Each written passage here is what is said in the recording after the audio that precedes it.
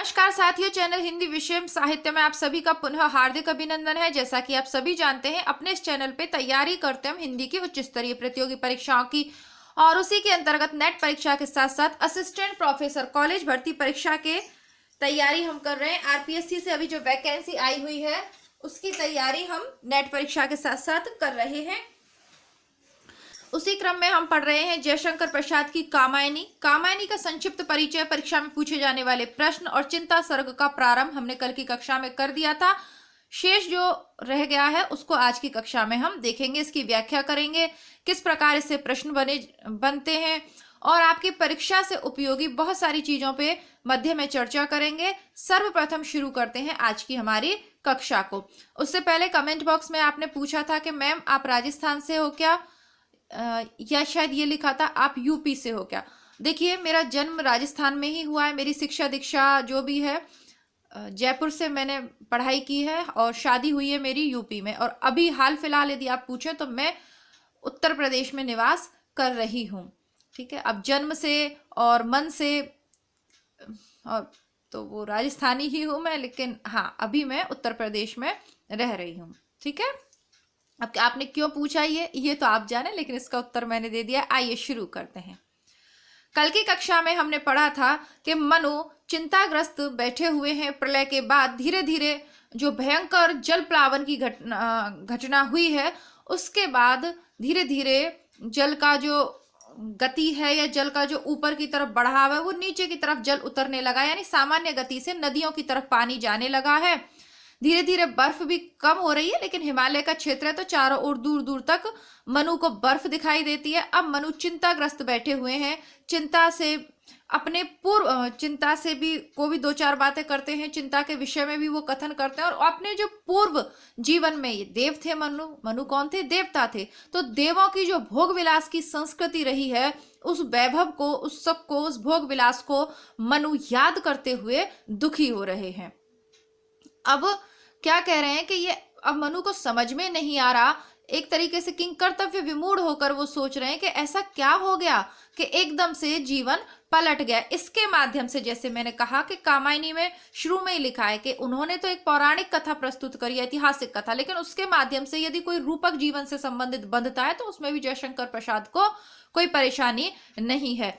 इसमें जो कल की कथा हमने पढ़ी तो अचानक वीडियो कट हो गया था, इसी संदर्भ में मैं नहीं बताई। प्रत्येक जितना हम पढ़ रहे हैं वो परीक्षा के लिए तो हम पढ़ ही रहे हैं, क्योंकि हमारी परीक्षा के सिलेबस में लगा हुआ है। लेकिन यदि हम अपने 15, 20 या 30 मिनट किसी वीडियो को, किसी रचना को दे रहे हैं तो उससे सीखा क्या सीखा आपने? कल की कक्षा से हमने यह सीखा कि जीवन बहुत क्षणिक है। आज सुख है, कल दुख है। हम कुछ नहीं कह सकते कि अगले पल क्या होगा। इसीलिए हमें जीवन को पूरी तरीके से जी लेना चाहिए। यदि जीवन में बहुत सुख है, सब कुछ हमारी आशाओं के अनुकूल हो रहा है, तो हमें उसमें घमंड नहीं करना चाहिए, क्योंकि कब वो दुख में बदल जाएगा हमें इसका पता नहीं है। अभी हमारी जो तैयारी चल रही है, जैसे बहुत से भाई बहन लोग अच्छे से तैयारी कर रहे होंगे, घंटों घंटों पढ़ाई कर रहे होंगे, बहुत सारी चीजों से दूर भी रहना पड़ रहा होगा आपको। तो ये दुख जिस दिन आपकी जॉब लगेगी या आप सफलता प्राप्त कर लेंगे, उस दिन सुख में परिवर्तित हो जाएगा। यही जीवन का क्रम है। कल की कक्षा से हम यह सीख सकते हैं। आज की कक्षा से देखते हैं क्या सीखने को मिलता है, क्या नई बात हम आज की कक्षा से सीखते हैं। चिर किशोर व नित्य विलासी, सुरभित जिससे रहा दिगंत, आज तिरोहित हुआ कहाँ वह मधु से पूर्ण अनंत बसंत। चिर किशोर, चिर जो हमेशा, देवता हमेशा कैसे रहते थे? जवान ही रहते थे। चिर यानी सदैव, हमेशा, सनातन। तो कैसे थे? चिर किशोर वय, उनकी उम्र कैसी रहती थी? हमेशा युवा ही रहते थे। देवताओं को कभी जरावस्था तो आती ही नहीं थी। बूढ़े तो होते ही थे, बूढ़े तो होते ही नहीं थे। नित्य विलासी, नित्य विलास करने वाले। हम लोगों के जीवन में कभी कभी सुख आता है, कभी कभी बार त्योहार आते हैं, लेकिन देवता कैसे थे? वो तो रोज ही विलास करते रहते थे। दूसरे अर्थों में देखें तो भोग विलास में डूबे रहते थे। सुरभित जिससे दिगंत, जिससे दिगंत दिगांतर यानी चारों दिशाएं जिससे सुरभित यानी सुरभि होती है खुशबू, चारों दिशाओं में खुशबू फैली रहती थी, सुरभित होती रहती थी दिशाएं उस विलास से, है ना। आज तिरोहित हुआ कहाँ वह, आज वो कहाँ खो गया, कहाँ चला गया। तिरोहित यानी नीचे को, तिरोहित भाव यानी खत्म हो गया, मान लीजिए आप, समाप्त हो गया, आज वो कहाँ चला गया? मधु से पूर्ण अनंत बसंत। वो मधु से पूर्ण अनंत बसंत। और जब बसंत का प्रकृति पे अच्छा प्रभाव पड़ता है ना, श्रृंगार रस की के लिए आवश्यक माना जाता है, श्रृंगार की उत्पत्ति के लिए बसंत ऋतु को आवश्यक माना जाता है। तो हमारे यहाँ तो ऋतुओं में बसंत एक कुछ मास के लिए ही आता है, लेकिन देवताओं के यहाँ तो अनंत बसंत, यानी कभी बसंत खत्म ही नहीं होता था। मधु से पूर्ण, मधु मान लीजिए, नशा मान लीजिए, जो भी है ना, यानी कि एक प्रकार के रस से परिपूर्ण जो बसंत था वो आज कहाँ चला गया, ऐसा सोच रहे हैं मनु। जब भी जीवन में कुछ अचानक दुखद घटित हो जाता है जिसकी हमने कल्पना भी नहीं की, तो हम पुरानी यादों को सोचकर कहते हैं कि हम तो जीवन में कितने खुश थे, आज ये सब क्या हो गया। आगे देखते हैं। कुसुमित कुंजों में वे पुलकित प्रेमालिंगन हुए विलीन, मौन हुई है मूर्छित ताने और ना सुन पड़ती अब बीन। कुसुमित कुंजों में, जो कुसुमित कुंज होता है ना, कुंज गली आपने सुना होगा कृष्ण के भजनों में सॉरी। तो जो पुष्पित यानी फूलों से युक्त जो कुंज थे, जो झाड़ियां होती है ना, गलियां होती है, खूब सारे फूल एक जगह लगे हुए हो, एक बगीचा सा हो, तो उस तरीके का एक कुंज टाइप बन जाता है। इधर से भी फूल, उधर से भी फूल, चारों तरफ से फूल ही फूल, तो वो जो जगह ऐसी बन जाती है उस तरीके की। कुसुमित कुंजों में वे पुलकित प्रेमालिंगन हुए विलीन। और जो नवयुवक प्रेमी जोड़ा है वो ऐसी ही तो एकांत जगह ढूंढते हैं जहां कोई उन्हें न देख सके, तो वो प्रेमालिंगन अब विलीन हो गए। अब देवता कैसे हैं? देवता तो भोग विलास के वो हैं, विभिन्न गंधर्व अप्सरा जाति की जो कन्याएं, उनके साथ वो उन प्रेमालिंगनों में मतलब भोग विलास करते हुए विलीन रहते थे, पुलकित खुश होते रहते थे। मौन हुई है मूर्छित ताने और ना सुन पड़ती अब बीन। और जो विभिन्न राग रागनियां सुनाई पड़ती थी उनको, अब वो नहीं सुनाई पड़ रही हैं, बीन है मतलब ये उनके वाद्य यंत्र हैं। अब वो सब ताने कैसी हो गई? मूर्छित के समान वो सब ताने हो गई हैं, क्योंकि कुछ भी सुनाई नहीं दे पड़ रहा है। कुल मिला के जो उनका भोग विलासपूर्ण जीवन था उसका अंत अब हो गया है, ऐसा मनु सोचते हुए दुखी हो रहे हैं। आगे लिखेंगे, आगे देखते हैं। अब न कपोलों पर छाई सी पड़ती मुख की सुरभित भाप, भुजमूलों में शिथिल वसन की व्यस्त न होती है अब माप। अब जब प्रेमी जोड़ा यानी जो भी प्रेमी है, पति पत्नी मान लीजिए, मतलब प्रेयसी, देखिए पति पत्नी वाला भाव यहाँ बिल्कुल भी नहीं है, सीधा सीधा लिखा हुआ है, तो प्रेयसी। अब जब क्या होता है कि जब वो अपना जो प्रेमालिंगन में जब वो रहते हैं, जो जोड़ा है जब अपने विभिन्न प्रेम की क्रियाओं को करते हैं, तो क्या होता है, कपोलों पर जो उसका मुख है, उसके जो नायिका है या नायक जो भी मान लीजिए, जो गाल हैं उन पर छाया सी पड़ती मुख की सुरभित भाप, जो महकती हुई सांसों की जो भाप है वो जब पास में रहेंगे तो गालों पे पड़ेगी। और भुज मूलों में शिथिल वसन की व्यस्त ना होती है अब माप। अब जो भुजमूलों में और जो भुजमूल हैं, जो बाहें हैं ना, बाहें ही उनको कहेंगे अगर श्रृंगार का प्रणय का वर्णन है तो बाहों में शिथिल वसन। अब जब प्रेमालिंगन होता है तो वसन यानी जो कपड़े हैं तो वो उनकी व्यस्त ना होती अब माप। तो जब मतलब प्रेमालिंगन का जो आप समझ रहे हैं ना, ठीक है। अब इसको देखिए कैसे इसको एक्सप्लेन करें, बस इसको आप समझ लीजिए। जब किसी को आप गले लगाते हैं तो थोड़े इधर उधर अस्त व्यस्त हो ही जाते हैं वस्त्र, तो वो उस श्रृंगारिक सुख को याद कर रहे हैं। कुल मिला के इतनी प्रलय के बाद भी जो मनु है, देखिए आप किस तरीके की प्रकृति है, इतनी भयंकर प्रलय के बाद भी बंदा ये नहीं सोच रहा, मतलब मैं अपनी भाषा में बता रही हूँ, इससे इसका कोई लेना देना नहीं है कि इस प्रलय से इससे मतलब कैसे जाऊं, कैसे बाहर निकलूं, क्या हो, वो नहीं सोच रहा। वो कहाँ डूबा हुआ है? अपने पुराने सुख के स्मृतियों में डूबा हुआ है। ठीक है, समझ गए आप? आगे देखते हैं। कंकड़ क्वणित रणित नुपुर थे। कंगन कैसे थे? कणकित चमकीले हुए थे। रणित नुपुर थे, बजने वाले, हिलते थे छाती पर हार।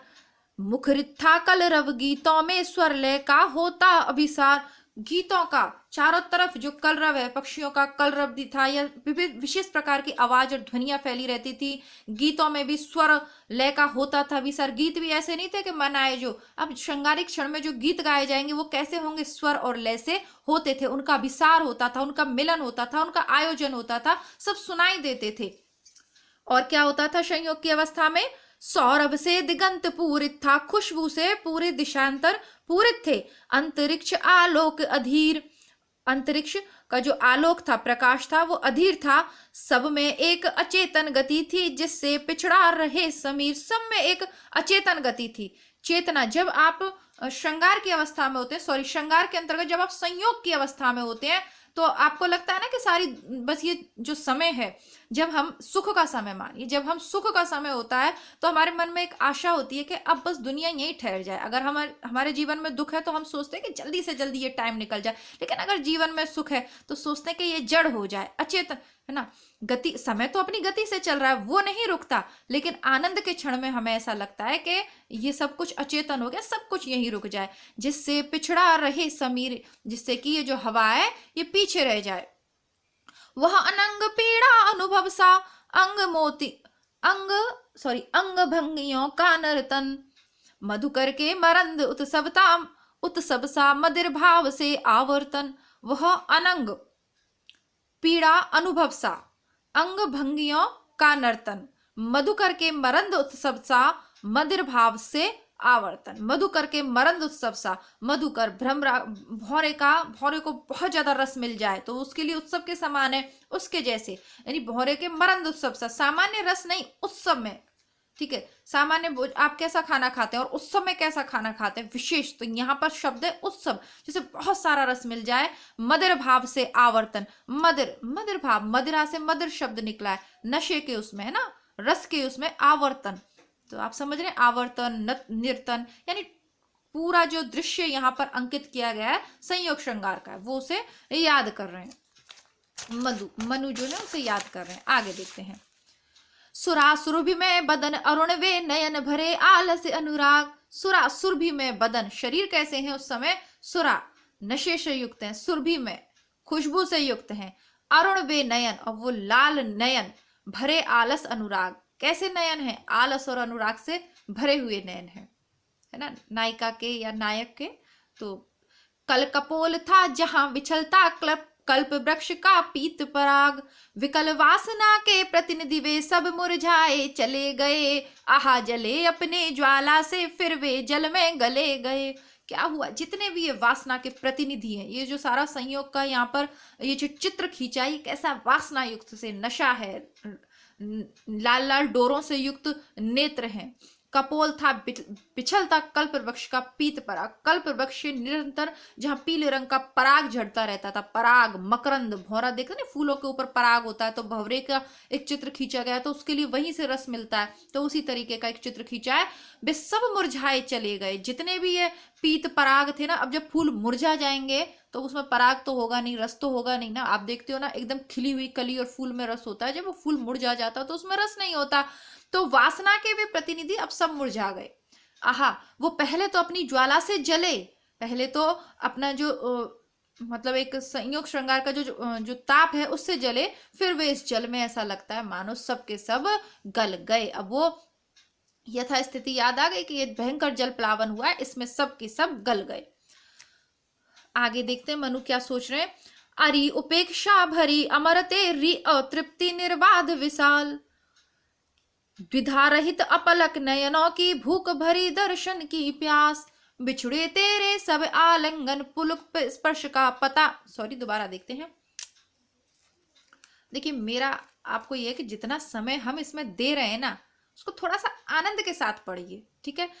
ऐसा नहीं हो कि भाई परीक्षा के लिए ही पढ़ रहे हैं। मैंने कहा 15-20 रुपए की ये पुस्तक मिलती है मार्केट में, लेकिन यकीन मानिए जीवन का जो सच इस पुस्तक में है ना, आप कितनी भी हजारों रुपए खर्च करके जो पुस्तकें खरीदते हैं ना, विशेषतः अंग्रेजी राइटर्स की, वो उसमें कुछ नहीं रखा। उसमें जो कुछ है वो सब कुछ यहाँ बहुत कविता के माध्यम से कह दिया गया है। व्यक्ति कैसे रहता है, प्रलय आने पर, संकट आने पर कैसा वो महसूस करता है, उसकी मन स्थिति जो है उसका वर्णन है इनमें, इन पंक्तियों में। वैसे कामायनी में तो बहुत कुछ है, देखते हैं।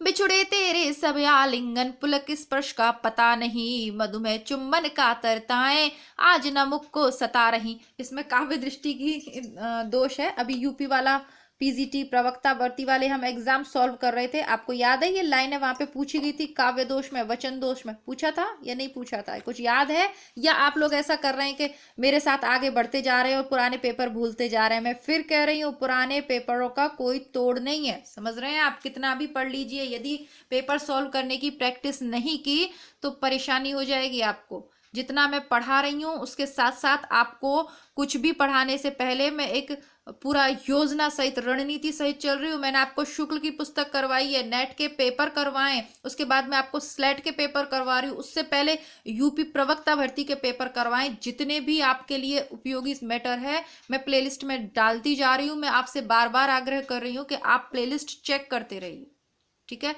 कहीं भटकने की आवश्यकता नहीं है आपको, और ना किसी बहुत ज्यादा रुपए पैसे खर्च करने की आवश्यकता है। पढ़िए, कम पढ़िए, लेकिन इतना जितना आप पढ़ रहे हो उसका रिवीजन जरूर हो जाना चाहिए पेपर से पहले। ऐसा नहीं करिएगा कि आप अभी तो भटक रहे हैं, किताबें खट पे किताबें, किताबों पे किताबें इकट्ठी करे जा रहे हैं, और पता चले कि 2 महीने बाद हमारा पेपर है, उतनी किताबें रिवीजन तो दूर हम पढ़ भी नहीं पा रहे हैं। ऐसा नहीं करना है, ठीक है। तो जितना पढ़िए अच्छे से पढ़िए। अब ये लाइन जब अभी मैं आपको पढ़ा रही हूँ तो मुझे याद आ गई कि यूपी पीजीटी के अभी हाल ही में जो पेपर सॉल्व करें उसमें ये वाली लाइन थी। आपको भी याद आई या नहीं आई? जो नए विद्यार्थी हैं, चैनल पे पहली बार है, उन्हें तो नहीं आई होगी, लेकिन जो नियमित विद्यार्थी हैं जो मुझे कमेंट करते हैं उनको यदि नहीं आई तो फिर मुझे लगता है कि मेरे पढ़ाने में कुछ कमी रह गई है, ठीक है। और प्लीज ऐसा मत करिएगा, है ना। आप लोगों से मुझे बहुत आशा है, ठीक है। आगे बढ़ते हैं। तो कुल मिला के वही है अमरते, यानी कि जो उनकी जो स्वर्ग लोग जैसे कहते हैं वो अमरते मतलब जो अमरों का देश है, क्या बोलेंगे उसे, देवताएं जहां निवास करते हैं, वो अमरावती है ना। अब जाके नाम याद आ। अरि उपेक्षा भरी अमरते रि अतृप्ति, तो अतृप्ति का भाव है अब निर्बाध विलास, है ना। निर्बाध विलास, द्विधा रहित अपलक नयनों की भूख भरी दर्शन की प्यास।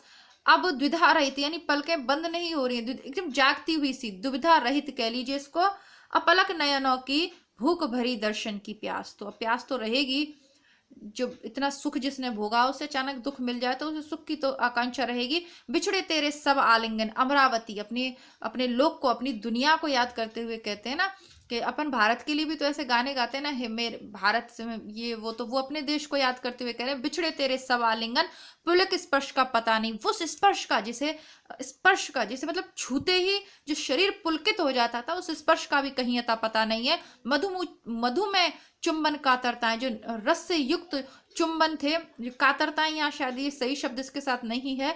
आज न मुख को सता रही, आज मेरे मुख को वो नहीं सता रही। यदि मधुमेह है तो उसके साथ कातरता जैसा शब्द यहाँ ठीक नहीं है, इसलिए काव्य दोष भी है इस लाइन में। आज न मुख को सता रही।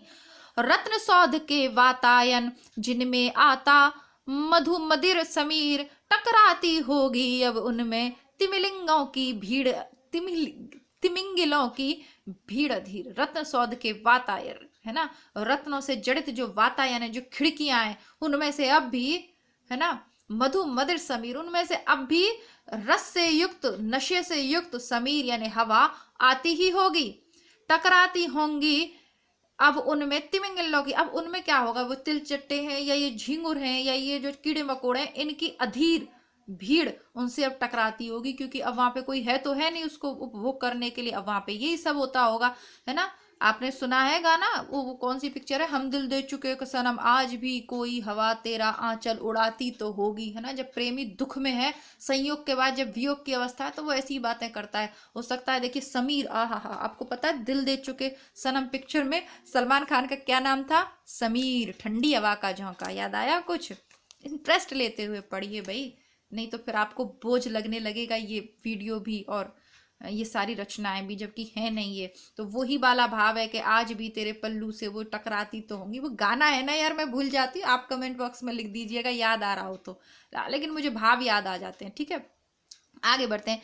देव कामनी के नयनों से जहां नील नीलनों की सृष्टि होती थी, अब वहां हो रही प्रलय कारिणी भीषण वृष्टि। जहां देव कामिनी, जो वो है वही अप्सरा जो उनकी वो रहती है, वो उनके नयनों से जहां नील नलिनों की सृष्टि होती थी, है ना, वहां से नीले नीले नयन जो है ना उनके कैसे हैं, नीले कमल के समान है, कमल के समान की सृष्टि होती रहती थी, सुंदर सुंदर सब, मतलब उनकी आंखें कैसी लगती थी, जैसे नलिनी कुमुद, मतलब वो जो है ना, वो क्या बोलेंगे यार उसको, कमल की वो कमलिनी होती है ना, वैसे से उनके थे सुंदर सुंदर नेत्र, उनकी सृष्टि होती रहती थी। अब वहां हो रही है प्रलय कारिणी भीषण वृष्टि, भीषण बारिश हो रही है प्रलय कारिणी, तभी तो ऊपर से बारिश हो रही है और जल का वेग ऊपर की तरफ उफनता ही बढ़ता ही चला जा रहा था। होती थी, अब वहां हो, ये होती थी ऊपर वाली लाइन का, आगे देखते हैं। अब वहां हो रही प्रलय, ये पढ़ चुके हम, आगे वे अम्लान कुसुम सुरभित मणि रचित मनोहर मालाएं, बनी श्रृंखला जकड़ी जिनमें विलासनी सुरबालाएं। देव यजन के पशु यज्ञों की वह पूर्णाहुति की ज्वाला, जल निधि में बन जलती कैसे आज लहरियों की माला। तो वो पहले समय से इस समय को मतलब क्या बोलते हैं उसको कंपेयर कर रहे हैं, तुलना कर रहे हैं वो, कि पहले क्या होता था, फूलों की मालाओं में जो वो सुंदर सुंदर लड़कियां हैं वो सब लिपटी होती थी, विलासनी सुरबालाएं होती हैं, है ना, वो भी विलासनी ही, उनका जीवन ही ये था ना। अब सही था या गलत था पता नहीं, पर वो ऐसा ही था। तो जो वे पशु यज्ञों की वह पूर्ण आहुति की, तो जो पशु यज्ञ होते थे उनकी पूर्ण आहुति की वो ज्वाला के समान थी। जल निधि में बन जलती कैसी आज लहरियों की माला, और आज वो स्वयं जल निधि में इस सागर में डूब के लहरियों की मालाओं के समान वो दिख रही हैं। सब कुछ जल गया है उसमें ऊपर, तो वो ज्वाला में जलता है और सागर में या पानी में वो गल जाएगा, है ना, नष्ट हो जाएगा।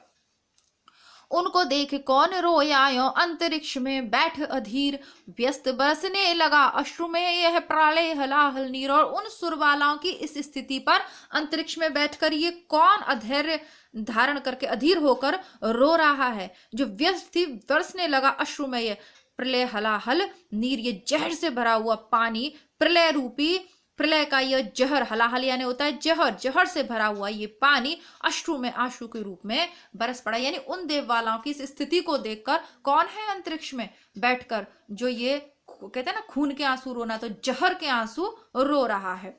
हाहाकार हुआ कृंदन में कठिन कुलिश होते थे चूर, हुए दिगंत बधिर भीषण रव बार बार होता था क्रूर। रव यानी होता है आवाज, नीरव जंगल का मतलब होता है जहां कोई आवाज नहीं होती। हाहाकार हो रहा है कृंदन में, कठिन कुलिश होते थे चूर।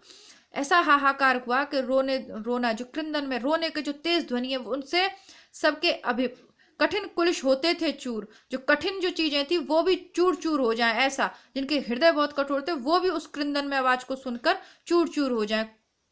वे दिगंत पूरे दिशाएं बहरी हो गई, भीषण रब्बा, ऐसा क्रूर, मतलब जब वो प्रलय आई तो ऊपर से भी भयंकर वृष्टि हो रही है, जल बढ़ता ही जा रहा है और किसी को कोई समझ ही नहीं आ रही, भयंकर बाढ़ की स्थिति है, और बाढ़ भी नहीं प्रलय की स्थिति है भयंकर, तो किसी को कुछ समझ ही नहीं आ रहा, और ऐसा क्रूर आवाजें आ रही है चारों तरफ से कि सुन के भी उनको भयंकर डर लग जाए। दिग्दाहों से धूम उठे या जलधर उठे, क्षितिज से दिग्दाहों से धूम उठे, या तो चारी दिशाओं से जैसे कोई धुआं उठ रहा हो, जलनों से, दिग्दाहों दिगंत दिशाओं के जलने से जैसे चारों ओर से भयंकर धुआं उठ रहा हो, या जलधर उठे क्षितिज तट के, या जो जलधर है यानी जो बादल हैं वो क्षितिज तट के बादल उठ खड़े हुए हो। सघन गगन में भीम प्रकंपन, और इस पूरे चारों तरफ ऊपर गगन में सघन गहरे गगन में भीम प्रकंपन यानी बहुत तेज आवाज के साथ बादल फट गए, झंझा के चलते झटके और तूफानों के हवाओं के झंझावतों के झटके चलने लगे। अंधकार में मलिन मित्र की धुंधली आवालीन हुई, वरुण व्यस्त थे घनी काली माँ स्तर स्तर जमती पीन हुई। क्या हुआ? मलिन मित्र की, अंधकार में मलिन मित्र की धुंधली आभा लीन हुई, उस अंधकार में सब कुछ खो गया। वरुण व्यस्त थे, जो वरुण देव थे वो व्यस्त थे, घनी कालिमा स्तर स्तर जमती पीन हुई, चारों तरफ घनी कालिमा जमती जा रही है। पंचभूत का भैरव मिश्रण शंपाओं के शकल निपात, उल्का लेकर अमर शक्तियां खोज रही ज्यों खोया प्रात। पंचभूत का भैरव मिश्रण, हमारा शरीर पंचभूत से बना हुआ है, तो पंचभूत का ये जो पांच भूत है, ऐसा लग रहा था कि चारों तरफ से, यानी जल अग्नि आकाश है जो भी है मिट्टी, चारों तरफ से भैरव, तो काल भैरव का जो होता है शिव का तांडव वाला रूप, उसका मिश्रण हो गया है शंपाओं के शकल ने। चारों तरफ से मुसीबतों के जैसे पहाड़ टूट गए हैं, शकल निवास सब कुछ, मतलब पूरा वातावरण ऐसा हो गया है। उल्का लेकर अमर शक्तियां खोज रही ज्यों खोया प्रात, और कैसे बीच बीच में जब उसमें होता है तो ऐसा लगता है कि उल्का यानी रोशनी लेकर अमर जो शक्तियां हैं वो सुबह प्रातः काल को खोज रही हैं। ऐसे चारों ओर अंधकार छा गया, बिल्कुल हाहाकार की स्थिति है, पूरी सृष्टि में प्रलय मची हुई है, और ऊपर से भी जल है, और ऐसा लग रहा है कि सब पांच भूतों से मिलकर, सभी पंचभूत मिलकर भैरव का रूप, काल भैरव का रूप धारण कर लिया है। और जो देवता हैं वो एक उल्का या रोशनी की वो लेकर सुबह को या उजाले को या मतलब आशा को खोज रहे हैं। तो ये एक दृश्य यहाँ पर प्रस्तुत किया है प्रसाद जी ने, किसका? उस भीषण जो वातावरण है उसका। बारे बारे उस भीषण रव से कंपती धरती देख विशेष, माना नील व्योम उतरा हो आलिंगन के हेतु अशेष। ऐसा लग रहा था कि धरती, कहते हैं ना कि धरती और आकाश मिल रहे हो, ऐसा लग रहा था कि आज धरती का आलिंगन करने के लिए जो बचा हुआ जो बादल, वो व्योम आकाश है, उतर पड़ा। व्योम यानी आकाश, नीला आकाश। उधर गरजती सिंधु लहरियां कुटिल काल के जालों सी, चली आ रही फैन उगलती फन फैलाए बालों सी ब्यालों सी। अब कैसा समुद्र का दृश्य ऐसा हो गया कि ऐसा लग रहा है कि कुटिल, यानी ये कोई दुष्टाएं काल के जालों से, कुटिल काल जो दुष्ट काल है उसके जालों के समान सिंधु की लहरियां, सागर की महासागर हो आपके चारों ही चार और आप जल में फंस जाएं, एक अकेली नाव और चारों तरफ से ऐसी भयंकर वो उठे, आप अपनी नाव पे बैठे सोच रहे हो कुटिल काल के जालों से, जैसे कोई जाल आ रहा हो लहरों का, जो वो मतलब निगल लेगा इस पूरे उसको। चली आ रही फैन उगलती फन फैलाए व्यालों सी, जैसे कोई भयंकर बड़े बड़े सांप अपने फन को फैलाते हुए, और जितना फन तो सफेद सफेद सा वो जहर निकलता है, फैन उगलती। और जो नहीं नहीं लहरों के आगे नहीं वो वाइट वाइट सा, क्योंकि सागर तो खारा होता है तो उसके आगे वो सफेद सफेद सा नहीं निकलता फैन, वो ऐसा लग रहा है जैसे बड़े बड़े भयंकर काले सांप आ रहे हो बिल्कुल विष उगलते हुए, ऐसा, क्योंकि अंधकार है चारों ओर तो वो उनको वैसा लग रहा है और वो अपनी नाव पे बैठे हुए हैं। धसती धरा धधकती ज्वाला, धसती धरा, धरा यानी पृथ्वी, धसती धरा धधकती ज्वाला, ज्वालामुखियों के निश्वास और संकुचित क्रमश उसके अवयव का होता था हास। ऐसा लग रहा था कि धरती तो धसी जा रही है नीचे और ज्वालामुखी फट पड़े हैं, उनकी ज्वाला दहक रही है और संकुचित क्रमश उसके अवयवों का, और जो पृथ्वी है उसके अवयवों का हास हो रहा है, क्योंकि कहीं प्रलय, कह रहे हैं ना सारे पंचभूत मिल गए, ज्वालामुखी भी फट रहे हैं और वो जो जल है वो अपनी जो क्या बोलते हैं उसको, जो लहरें हैं वो अपनी तरफ से एक जो है प्रलय मचाए हुए हैं, तो उनको, तो ये भयंकर दृश्य है यहाँ पे। और क्रमशः ऐसा लग रहा था कि सारे जो पृथ्वी के अवयव हैं धीरे धीरे उनका हास होता जा रहा है, वो कम होते जा रहे हैं, कहीं कुछ दिख ही नहीं रहा। सबल तरंगाघातों से युद्ध क्रुद्ध सिंधु के विचलित सी, सबल तरंगाघातों से, तरंग के जो आघात हैं जो बार बार उसमें हिलोरे लहरें उठ रही हैं वेगमयी, उनके क्रुद्ध सिंधु के, जो रुष्ट सिंधु है, ऐसा लगता है जैसे महासागर रुष्ट हो गया और उसके तरंग के आघातों से विचलित सी, बिल्कुल पागल हो गई है, विचलित सी, व्यस्त महाकच्छप सी धरणी ऊब चूब थी विकलित सी। कैसी है? महाकच्छप सी, विशाल कछुए के उसके समान, व्यस्त महाकच्छप सी धरणी, जो एक स्थिर धरणी थी, महाकच्छप सी धरणी जो स्थिर धरणी थी वो भी ऊब चूब थी विकलित, वो बिल्कुल विचलित और विकलित हो गई कि अब क्या होगा। आप जानते ना, ऐसा माना जाता है ना कि कछुए के उस पे उसका एक वो रखा हुआ है पृथ्वी का, और इस तरीके की पौराणिक देखिए मान्यताएं ना, और वो शेषनाग के फन पे टिकी हुई है, ये सारी चीजें हैं। तो बस वही है, बढ़ने लगा विलास वेग सा वह अति भैरव जल संगात, भैरव न केवल भैरव बल्कि अति भैरव जल संगात, विलास वेग सा वो बढ़ता ही जा रहा है, वो तरल तिमिर से प्रलय पवन का होता आलिंगन प्रतिवात, और हवा उसको और ज्यादा वेगमयी बना रही है। आपने कभी कभी देखा होगा जब बहुत तेज बारिश हो और बहुत तेज हवा है, तूफान की स्थिति होती है ना, कहते हैं अरे भाई जल्दी से सारा सामान घर का अंदर रख लो तूफान आ गया, तो उसमें हवा अपना जोर लगाती है। और बारिश, कभी छत पे देखिएगा बारिश सोचती है और हवा उस बारिश के मतलब उसको पूरी बारिश को एक तरह धकेल के ले जाती है आगे की तरफ। तो बस वैसा ही तरल तिमिर, अंधकार कैसा है? तिमिर अंधकार, तरल है अंधकार, तिरल क्यों? क्योंकि वो तो सिंधु में महासागर के उसमें जल प्लावन में जब आप बैठे हो तो आपको तरल तिमिर के समान लगेगा, यानी जो जल है जो द्रव्य है वो अंधकार सा, अंधकार से युक्त है। और पवन कैसा है? प्रलय से युक्त है, का होता आलिंगन प्रतिभात, ऐसा लगता है कि ये जो अंधकार है या ये जो जल अंधकार से युक्त जल है और प्रलय के साथ जो पवन है उनका आलिंगन हो रहा है, प्रतिघात, एक दूसरे पे घात प्रतिघात, कभी वो कहता है मैं बड़ा और वो कहता है मैं बड़ा, है ना। बेला क्षण क्षण निकट आ रही क्षितिज क्षीण फिर लीन हुआ बेला, उसको लग रहा है कि अब वो मतलब सब कुछ नष्ट हो जाएगा, वो क्षण जैसे जैसे निकट आ रहा, क्षितिज क्षीण हो गया और फिर लीन हो गया, फिर तो दिखाई देना ही बंद हो गया। उदधि डुबाकर अखिल धरा को बस मर्यादा हीन हुआ, वो सागर क्या किया उसने? उदधि, उदधि का मतलब होता है सागर, जलधि, उदधि, निर्धि, जब धी का होता है धारण करने के योग्य में, जल को धारण करने के योग में धी शब्द का प्रयोग होता है। और तो उदधि डुबाकर अखिल धरा को, पूरी, थोड़ी बहुत नहीं पूरी धरा यानी धरती को डुबाकर बस मर्यादाहीन हो गया, उसने धरती के साथ गलत किया। देखिए ये कामायनी कल ही के में हमने पढ़ा था, छायावाद का एक तरीके से कहें ना हीरा है। पूरी सृष्टि का पूरे सर्गों में आपको मानवीकरण दिखेगा।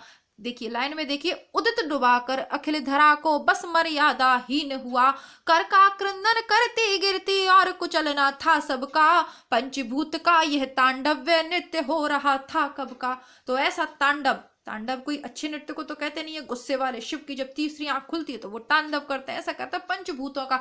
यानी ऐसा नहीं है कि एक ही तरफ से केवल जल ही से ही प्रलय आ रही, चारों तरफ से पवन भी कर रही है, जल भी कर रहे हैं सारे। तो लगता है कि शरीर के जो पांच भूत, जो प्रकृति के निर्णायक या प्रकृति को निर्मित करने वाले पंचभूत हैं, वो सब मिलकर तांडव कर रहे हों। और सागर ने क्या कहा, सागर की अपनी सीमा है, उसको सीमा में रहना चाहिए था, लेकिन उसने अपनी मर्यादा तोड़ी, पूरी धरा को अपने अंतर्गत समाहित कर लिया। इन धरती पर कहीं भी ऐसा कुछ जगह नहीं रही जहां पानी नहीं था, चारों तरफ पानी ही पानी हो गया। हिमालय का सारा पानी कहना ना बर्फ पिघल जाए, पूरी धरती, कहीं पग रखने की भी जगह नहीं रही। तो ऐसा महाभयंकर प्रलयकारी दृश्य वहां उपस्थित हो गया, जो अब मनु को याद आ रहा है। सुख के बाद अब उसको दुख भी याद आ रहा है, या परेशानियां भी याद आ रही हैं। आशा करती हूं आप अभी तक देख रहे हैं वीडियो को तो आपको समझ में आ रहा है। व्याख्या इसलिए विस्तृत रूप से मैं बता रही हूँ क्योंकि बहुत से विद्यार्थी एमए कर रहे हैं, तो उनको परीक्षा में लिखनी भी है, इस चैनल से जुड़े हुए हैं। तो इस तरीके से आप इन सबको थोड़ा थोड़ा अर्थ बताकर, है ना, जैसे उदधि आए तो आप ब्रैकेट में करके लिख सकते हैं सागर, धरा आए तो आप ब्रैकेट में करके पृथ्वी लिख दीजिए। ये छोटी छोटी चीजें होती हैं जिससे परीक्षक को पता चल जाता है कि आपको अर्थ आ रहा है, और फिर उसको अपने शब्दों में लिख दीजिए। जो लिखा हुआ है लेखक के शब्दों में, उससे ज्यादा नंबर मिलते हैं जब उस बात को आप समझ के अपने शब्दों में लिखते हैं। तो उससे क्या होता है, एक तो सबके उत्तर एक से नहीं होते। ठीक है, आगे बढ़ते हैं।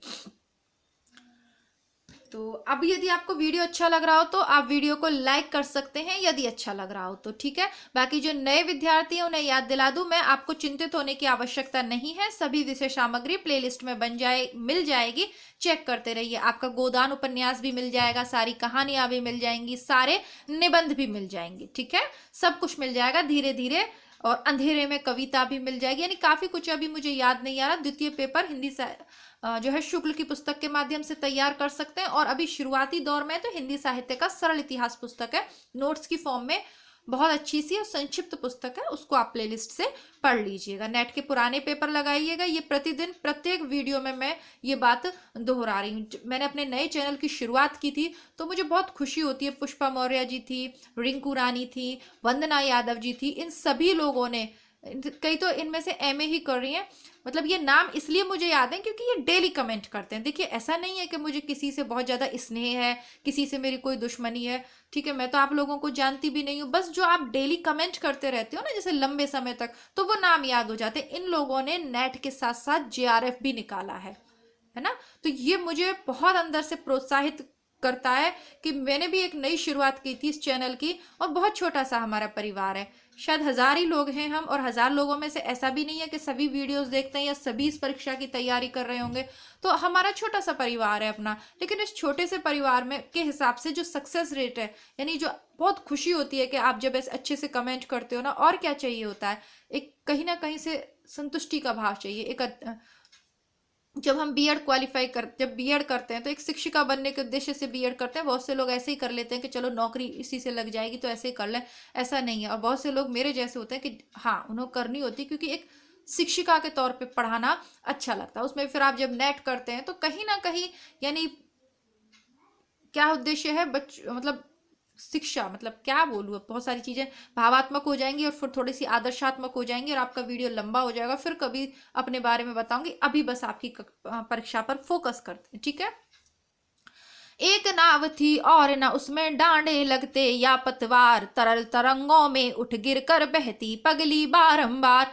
अब एक नाव थी, अब वो कहते, अब आप सोचोगे कि इतनी भयंकर, जब पूरी सृष्टि का नाश हो गया तो ये व्यक्ति कैसे बच गया। तो वो कह रहे हैं कि एक नाव थी जिसमें ना तो डांडे थे, ना उसमें पतवार लगती, ना पतवार थी, यानी वो जो होती है ना व्हाइट कलर की ऊपर, ना तो वो थी, ना उसमें डांडे लगते। कहाँ से लगते इतनी उसमें, बस तरंगों के थपेड़ों में इधर उधर सी पागलों की तरह बारंबार थपड़े खाते खाते बह रही थी। लगते प्रबल थपेड़े, धुंधले तटका था कुछ पता नहीं, कातरता से भरी निराशा देख नियति पथ बनी वही, भाग्य नियति कातरता से भरी उस निराशा को देखकर बस नियति ही पथ प्रदर्शक बनी, बस भाग्य ही पथ प्रदर्शक बना। क्योंकि ऐसी विषम परिस्थितियों में आपको भाग्य ईश्वरी बना सकता है। आप कितनी भी उसमें वो लगाएं डांडे, तो क्या आप उस नाव का प्रभाव बदल सकते हैं? नहीं भाई, इतनी प्रलय में तो नाव जिधर जाएगी उधर आपको जाना पड़ेगा। लहरें व्योम चूमती उठती, चपलाएं असंख्य नचती। लाइनों को थोड़ा सा, जो मैं आपको लाइनें बता रही हूँ उनको थोड़ा थोड़ा सा आप अंडरलाइन करते जाइएगा। परीक्षा में ये इस तरीके से कहीं ना कहीं पूछी होती है, माइंड में रह जाती है किसी ना किसी तरीके से, तो वो मैं आपको बताती जा रही हूँ। लहरें व्योम चूमती उठती, अब दोबारा नहीं बताऊंगी, व्योम माने आकाश। चपलाएं असंख्य नचती, चपलाएं यानी बिजली, असंख्य नचती। गरल जलद की खड़ी झड़ी में बूंदे निज संस्कृति रचती। गरल जलद जहरीला, गरल यानी होता है जहर, जलद यानी द, जलद देने के योग्य में, जल को देने वाला। जल को देने वाला कौन है? बादल। और जलधि हो जाता तो जल को धारण करने वाला कौन है? समुद्र। और जलज हो जाता तो जल से जन्म लेने, ज यानी जन्म देने के युग में, तो क्या हो जाता? कमल। तीनों के पर्यायवाची हो सकते हैं, एक एक अंत वाला शब्द यदि आप, सॉरी वर्ण यदि आप बदल देंगे। गरल जलद की खड़ी झड़ी में, ऐसा लग रहा था कि बादलों से जहर बरस रहा है। बूंदे निज संस्कृति रचती, वो अपनी मतलब वो रचती थी रचना। चपलाएं उस जलद विश्व में स्वयं चमत्कृत होती थी, और उस जलधि विश्व में, जलधि विश्व में छोटा मोटा समुद्र नहीं था ये प्रलय का जहां ये मनु फंसे हुए, कैसा था विश्व? जैसे संपूर्ण विश्व जितना बड़ा है उतना ही बड़ा वो समुद्र था। तो उस महासागर में चपल स्वयं चमत्कृत होती थी। जब उसमें बिजलियां गिरती थी तो वो कहाँ उस जल के उसमें स्वयं ही चमत्कृत होती रहती थी। जो विराट बाढ़ अब ज्वालाएं खंड खंड हो रोती थी, जलनिधि की तलवासी जलचर विकल निकलते उतराते। अब जो ऐसी चमत्कृत होती थी, कैसी होती थी? जो विराट बाढ़ ज्वालाएं, बाढ़ ज्वालाएं जो अग्नि की जो है ना, क्या बोलते हैं उसको, ज्वालाएं खंड खंड होकर रोती थी। जो बड़ी बड़ी ऐसी चमत्कृत होती थी जैसे बड़ी बड़ी अग्नि की ज्वालाएं रो रही हो। रोने का अश्रु का भी है और अग्नि का भी है, यानी पानी और आग दोनों का उसमें यहाँ पर मिलन है।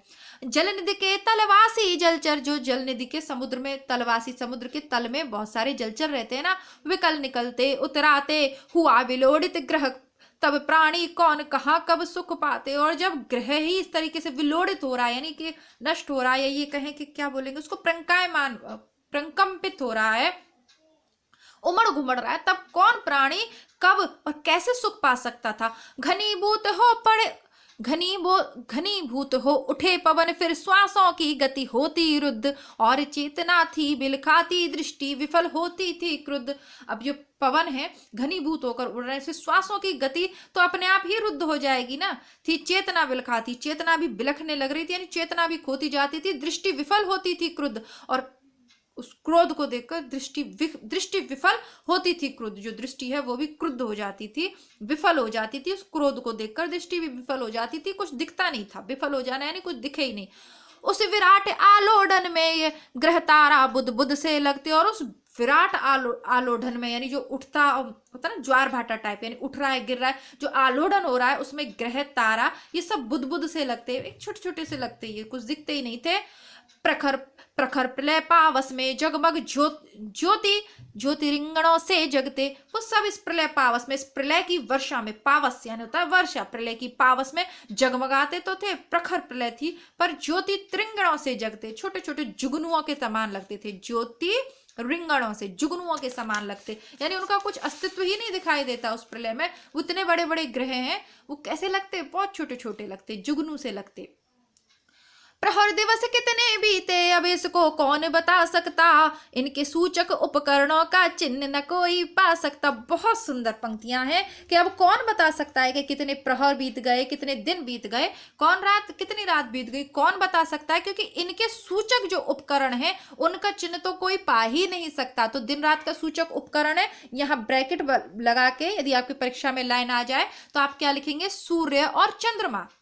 आपके दिन रात का सूचक कौन, कैसे पता चलता है भाई आपको सुबह हो गई, सूर्य से रात हो गई कैसे पता चलता है, चंद्रमा से सूरज अब इतनी तरफ मुड़ गया तो इतने बजे होंगे, अब चलिए घड़ी तो नहीं, तो लोग ऐसे ही पुराने लोग अंदाजा लगा लिया करते थे। और मम्मी दादी नानी तो अभी अरे जैसे घड़ी है ना, कौन देखते, छत पे यहाँ तक धूप आ गई, अच्छा 12 बज गए होंगे। तो वही है, इनके सूचक उपकरणों का चिन्ह न कोई पा सकता।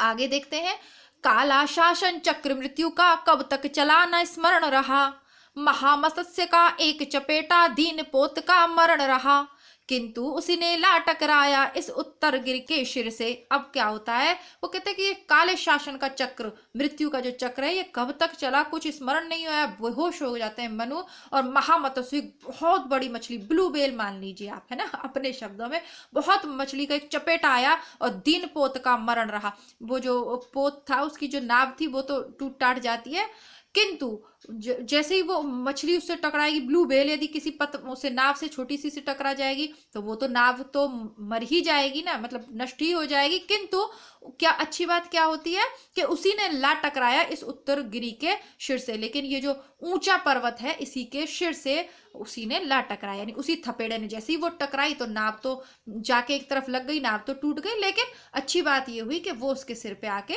मतलब उनको हिमालय में शरण मिल गई, उसके सिर पे आके बैठ गए, मतलब पहुंच गए। देव सृष्टि का ध्वंस अचानक श्वास लगा लेने फिर से, आज अमरता का जीवित हूं मैं वह भीषण जर्जर दंभ।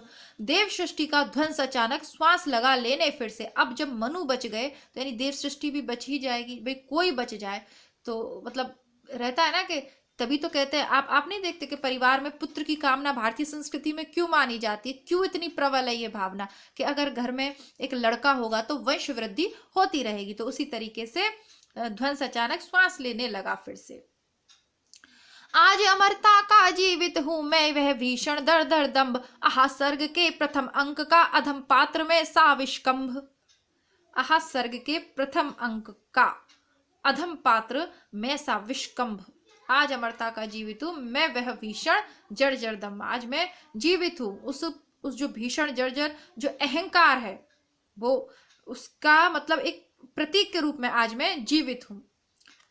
ओ जीवन की प्रथम अंक का अधम पात्र, मैं इसके प्रथम अंक का आह सर्ग के प्रथम अंक का मैं वो अधम पात्र हूं, मैं सा विष्कंभम, जहर भरे हुए के समान। विष्कंभक क्या होता है ना,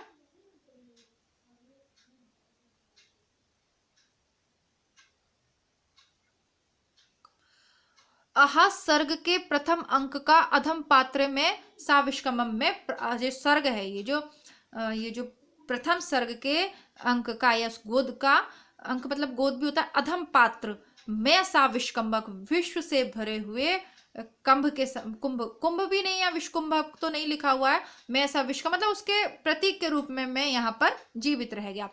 ओ जीवन की मरुमारिचिका कायरता के अलस विषाद, अरे पुरातन अमृत अगति में मोह मुग्ध जर्जर अवसाद, मौन नाश विध्वंस अंधेरा शून्य बना जो प्रकट अभाव, वही सत्य है अरि अमरते तुझको यहाँ कहाँ अवठाम। अब वो कहते हैं कि देखो ये पूछा हुआ है, थोड़ा सा इस लाइन को आप हाईलाइट कर लीजिएगा। वो कहते हैं कि जीवन की मरुमरीचिका कायरता के अलस विषाद, तो वो कहते हैं कि अरे अमरते जो देवनगरी है कि तुझको अब कहाँ ठाव, तुझको अब जगह कहाँ है, सत्य क्या है, मौन नाश विध्वंस अंधेरा और शून्य बना जो अभाव है वो सब सत्य है, अब तुझको यहाँ जगह नहीं है, यानी जो तेरे जो सुख के साधन थे वो तो सब चले गए, अब तो यहाँ दुखी दुखिया संघर्षी संघर्ष तुझे जगह नहीं है। अरे पुरातन अमृत अगति में मोह मुग्ध जर्जर अवसाद, वो सब कुछ अब जर्जर हो गया है, अब तुझे यहाँ पे जगह नहीं है। जीवन की मरुमरीचिका, मरुमरीचिका होता ना जो हिरण होता है वो रेगिस्तान में, आप सभी जानते होंगे, मरीचिका होती है, उसको तेज धूप में उसको लगता है कि जल है और हिरण उस जल की खोज में वहां तक पहुंचता है तो पता चलता है कि ये तो रेती है, जल नहीं है। फिर वो आगे देखता है आंख उठा के तो उसे लगता है जहाँ तेज रोशनी पड़ती है सूरज की, कभी कभी सड़क पे भी लगता है ऐसा कि वहां पानी है, फिर वो उसकी तलाश में भागता है, पूरे टाइम वो भाग भाग के और थक के अंत में मर ही जाता है, लेकिन उसको रेगिस्तान में पानी नहीं मिलता, उसे कहते हैं मरुमरीचिका। तो वो ऐसा ही हमारा जीवन होता है। हम क्या सोचते हैं, चलिए आगे बात करेंगे, पहले इसको समाप्त करते हैं ना, वीडियो भी काफी लंबा हो गया है। मृत्यु अरि चिर निद्रे, तेरा अंक हिमानी सा शीतल, तू अनंत में लहर बनाती, काल जल निधि की सी हलचल। मृत्यु अरि चिर निद्रे, है ना, तेरा अंक हिमानी सा शीतल, तेरा जो अंक है वो हिमालय के समान शीतल है। तू अनंत में लहर बनाती, काल जलधि की सी हलचल, तू इस काल रूपी सागर में लहर के समान है। आओ बेटू आओ, आप जग गए, आओ मम्मी पास आओ, रोना नहीं, ठीक है, आप आ जाओ।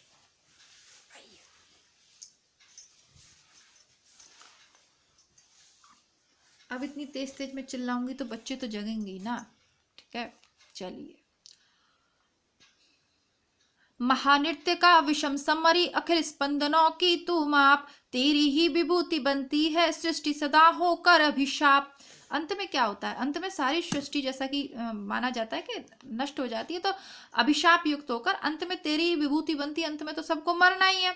अंधकार के अट्टाहसी मुखरित सतत चिरंतन सत्य, छिपी सृष्टि के कण कण में तू यह सुंदर रहस्य नित्य है नित्य। बहुत सुंदर पंक्तियां हैं। छिपी सृष्टि के कण कण में, ये सृष्टि के कण कण में छुपा हुआ है, जो कुछ जन्म ले रहा है, जो कुछ जन्म ले रहा है सृष्टि में, अंत में उसको नष्ट होना है, ये सुंदर सत्य है। जीवन तेरा क्षुद्र अंश है व्यक्त नील घन माला में, सौदामणि संधि सा सुंदर क्षण भर रहा उजाला में। अंत में घनमाला में, ये जो बादल हैं या ये अंधकार है, इसके उसमें क्या बात है बेटी, सोचो सही से।